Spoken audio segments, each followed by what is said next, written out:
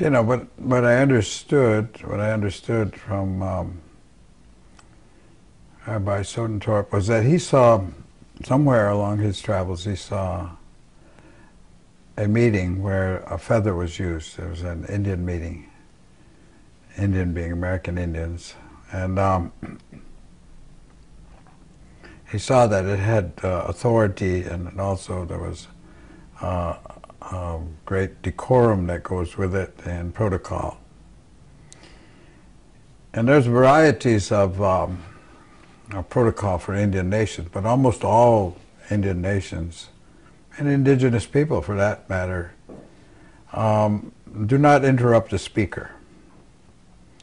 That's very bad form to interrupt the speaker. And so, on certain occasions where it's important to hear everyone, and they will use sometimes what they call a talking stick, which is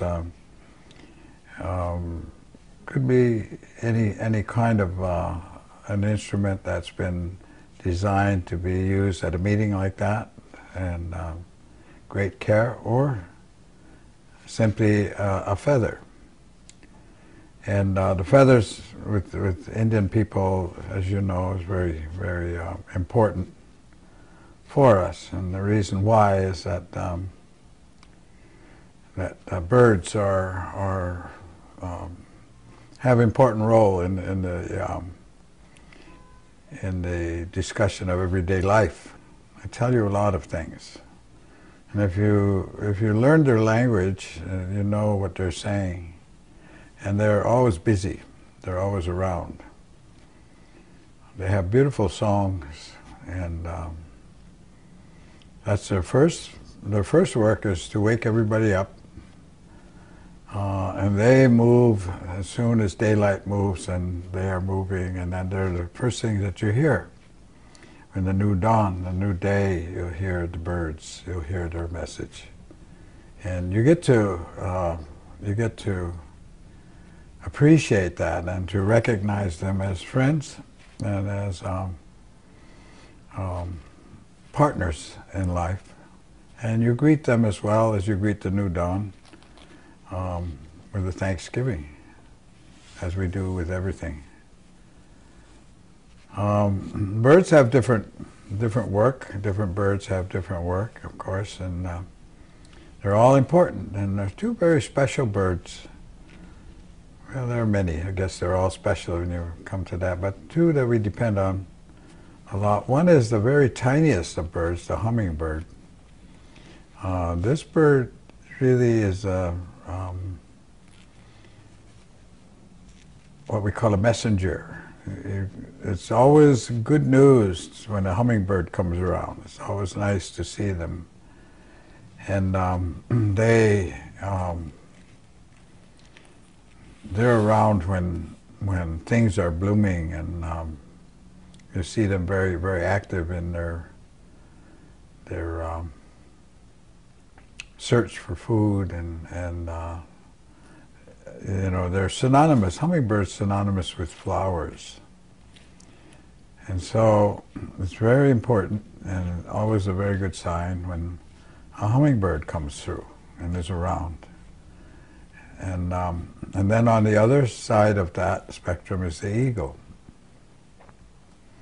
And the eagle in indigenous people is recognized as the leader of the birds. And the reason why they revere the eagle, at least from the Haudenosaunee side or the Iroquois side, and pretty much the way I understand it around the rest of Indian country, is that the eagle is the most powerful and flies the closest to the Creator. And therefore your words, he carries your words on his wings, and he carries them as the messenger who reaches closest to the Creator. And so we value his feathers, and we value his presence. And along in that direction, and this is an eagle feather. This is an eagle feather. Comes from the wing. This is a wing feather. And this you will find almost all Indian nations somewhere, a headdress or somewhere you'll find that eagle feather. And then another very large bird in the east is turkey. This is a turkey feather. And they, of course, serve a great purpose. They serve a great purpose in terms of keeping the grounds healthy and keeping the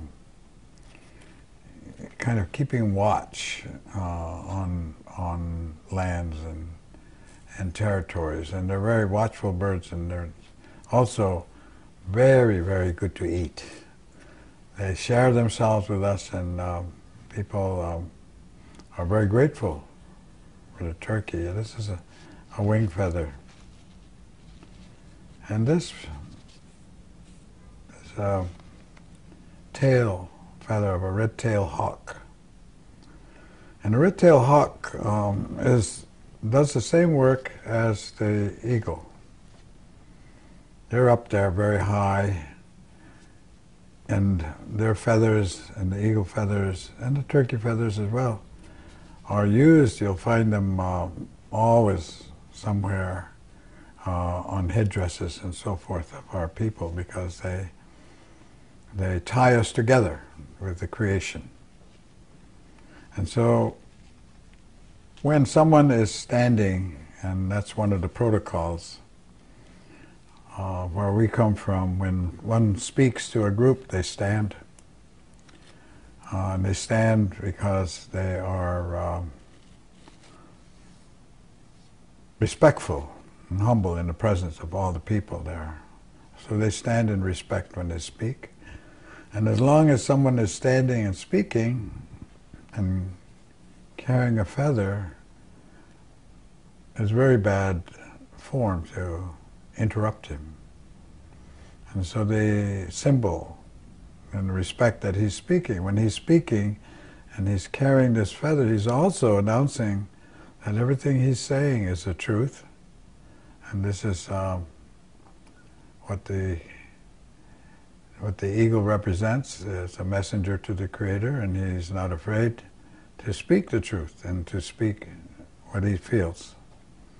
And so when a person is standing, and he's often see this as a leader, he'll be carrying a feather, an eagle feather, and people listen in respect to the protocol, to the person, and to the eagle and the feather that it represents.